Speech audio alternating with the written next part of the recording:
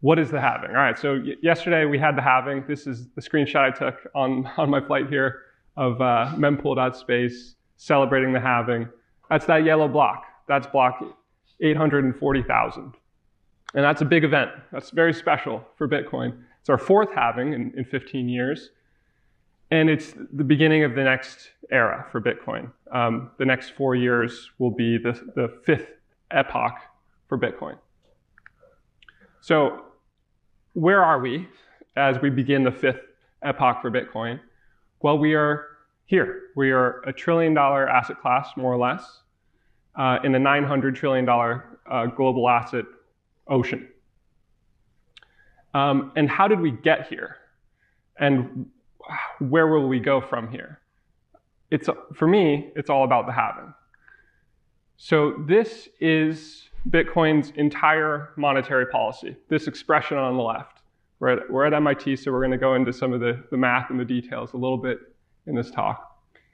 This is everything for Bitcoin. This is the supply expression for how Bitcoin releases its supply, going from 0, day 1, until eventually 21 million. How do you go from 0 to 21 million?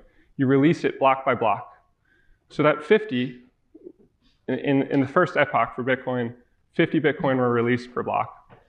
And that gets divided by this 2, which has that important I exponent there. Every time we go through 210,000 blocks, that I increments upwards. And then you're dividing that 50 by another exponent of 2. So the result of that is this table on the right of the block subsidy specifically. So the miners receive the block subsidy plus the fees included in any block. The block subsidy is how Bitcoin's supply is issued over time. And we just went yesterday from 6.25 Bitcoin per block released to 3.125. Here's that in code, since we are at MIT, and it's pre-programmed into the Bitcoin protocol, and it's unstoppable. So every 4 years we have this narrative of like, will the halving not happen, or for some reason, or people who aren't into Bitcoin wonder that. But here it is. It's just code, and everybody's agreed to this code by participating in the Bitcoin protocol. The key there is that halvings equals n height, block height, divided by the 210,000. And once it reaches the next integer, it increments up and changes the subsidy for blocks for the next 210,000 blocks. So this is where we are at in terms of Bitcoin's overall supply issuance over time. This is a chart I got from Pierre Richard and added to it. You can see this asymptotic line going up and to the right. That's our supply currently in circulation. And it approaches that 21 million flat line. So in that sense, you can see how the supply issuance is slowing down. We're experiencing increasing scarcity of new supply. And that's what the orange bars show. So in the first era, 50 Bitcoin of subsidy per block, then 25, 12.5, 6.25. You can see that exponential decline. And it is approaching 0 and will effectively be 0 in, depending on how you look at it, in 12 years. So that is Bitcoin's supply issuance schedule. It is increasing scarcity of new supply issuance, terminating in absolute scarcity. And that's huge because that's never been possible before in the physical world with any asset. You can't have absolute scarcity in the physical realm. You can only have that in the digital realm. And Bitcoin is the invention of digital scarcity and the simultaneous invention of absolute scarcity. And that's a huge deal for assets. This halving is also exciting because yesterday, we just got better than gold in terms of our supply issuance per year And that makes, you can see that drop right there below the blue line that is gold. And that means that Bitcoin now is a better store of value asset than gold. And if you remember the chart earlier, gold is a $12 to $16 trillion asset. Bitcoin right now is a $1 trillion asset. So that's a 10 plus X to match gold. And in my opinion, the only reason we haven't done that yet, and maybe we don't do that over the next 4 years, is because people are still catching up to what Bitcoin means and why it's an attractive asset to hold. Okay, so taking it back a little bit here, Bitcoin's entire price appreciation story to me is about supply and demand. And so here's your classic supply and demand, your Marshall Cross, this Econ 101 stuff. And price is set where supply and demand meet. But Bitcoin is different because Bitcoin has completely inelastic supply. Its new supply issuance doesn't care how much supply the market wants. It's going to produce what it's pre-programmed to produce in any given 4-year period. And then it drops. So the supply created shifts every 4 years.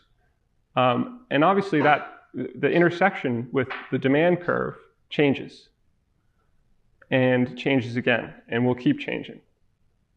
This, of course, is a bit of a static view, and it doesn't take into account all the external variables of how demand might shift, probably lateral shift, as more and more people learn about Bitcoin and realize they want to include it in their portfolio, and it becomes de-risked from a geopolitical point of view as well. But the point here is that you can see that in a vacuum,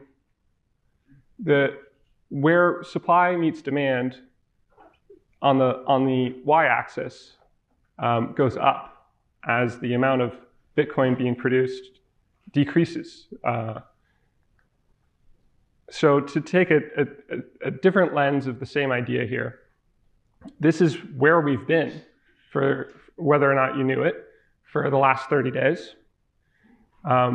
Based on the current market price of Bitcoin, all else equal here. So this does assume that supply and demand have been in balance for the last month, but that happens when the price goes sideways, all else equal.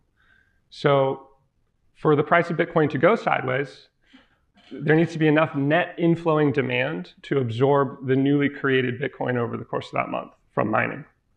And at current prices, the amount of Bitcoin being mined for the last 30 days was $1.8 billion worth of Bitcoin. Price has gone sideways. That meant that had to have been $1.8 billion of net inflowing demand. All else equal, there's a ton of noise here, but these are the core mechanics. That's the last 30 days. The halving happened last night. What does it look like going forward? What's the next 30 days?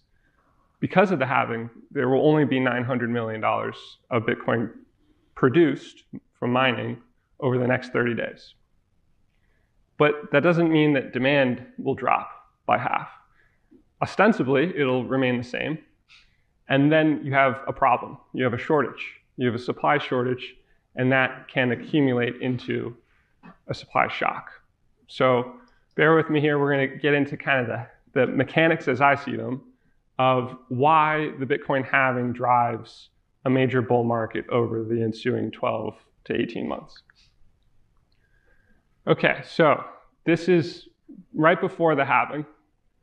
We have that supply and demand balance. The amount of new supply, the orange block there, is equal to the amount of inflowing demand. You've established price equilibrium between supply and demand. At any given time, there's a certain amount of Bitcoin that's available for sale. 5% of Bitcoin has moved in the last month, typically, so that's the size of that box. Relative to the whole circle is the total circulating supply of Bitcoin. Not all of that is available for sale. So what really sets the price is what's available for sale. And we'll see how the mechanics here play out. So this is before the halving, then the halving occurs. Not as much supply is being created, but just as much demand is coming in And that starts to chip away at available for supply. 3 months later, you've eaten a little bit of what was available. And then that continues. The price has to, as the amount of available for sale supply starts to shrink, the market has to find more supply. The only way to do that is for the price to drift upwards in order to induce holders to become willing sellers. So the price starts to drift up at this point. And then it keeps drifting up. And as it keeps drifting up, more demand comes in because people get excited. Why is the price of Bitcoin, why does it keep going up for the last 6 months? I want in on that. It's going to keep going up. I want to buy more. So now you're suddenly eating bigger chunks. Granted, you're also starting to inspire some long-term hodlers to start selling some supply. But this starts to accelerate. The imbalance starts to accelerate. And now you've really reached mania conditions where you're chewing through available for sale supply because of the imbalance of demand versus supply from mining and supply from hodlers becoming willing to sell. And what we're talking about here is a development of mania. This is what mania looks like. And that's a bubble. And that's the reality of what a Bitcoin halving creates. It creates the conditions for a bubble over the next 12 to 18 months because of that accumulation of the supply shortage, a supply shock. And that's been the story of Bitcoin. If you really want to take out the noise and look on a log chart at the Bitcoin price over time, it looks, more or less like this. And that shouldn't surprise us because we have these vertical points in time where supply-demand price equilibrium is upended. And then the Bitcoin price, the market, has to go through a process of reestablishing equilibrium. The price has to drift up. People get too excited. They overextend themselves. It turns into mania, turns into a bubble, goes higher than it should have gone. And then the reverse action happens where there's a crash on the backside. But it ends up finding some equilibrium just in time for the next halving to arrive, to upend that supply-demand price equilibrium again, and the process repeats. The key about these bubbles is that the conditions of the bubble, the condition that created the bubble, is not undone by the bubble running its course. So there's less Bitcoin being mined after the halving, and that is permanent. So you don't go back to the conditions that were before. And that's the major difference between Bitcoin's bubbles that are permanent and cumulative versus something like a tulip mania where there's nothing stopping you from going back to prior conditions. So this is what we've been living through, and those mechanics are still there for the halvings. The halvings will keep happening every 4 years, every 210,000 blocks, and price will continue to react to it in this very organic, inevitable sort of pattern. What this amounts to, as you can see on the y-axis here, is that the purchasing power of one Bitcoin goes up over time. That's the inevitable outcome of Bitcoin's increasing scarcity, is that Bitcoin that you hold grows in purchasing power over time. That makes Bitcoin a savings technology. You put value in it today, and it will grow over time. That's a crazy thought, but that's the reality of the mechanics of Bitcoin's increasing scarcity. So with that in mind, remember, this is where we're at today.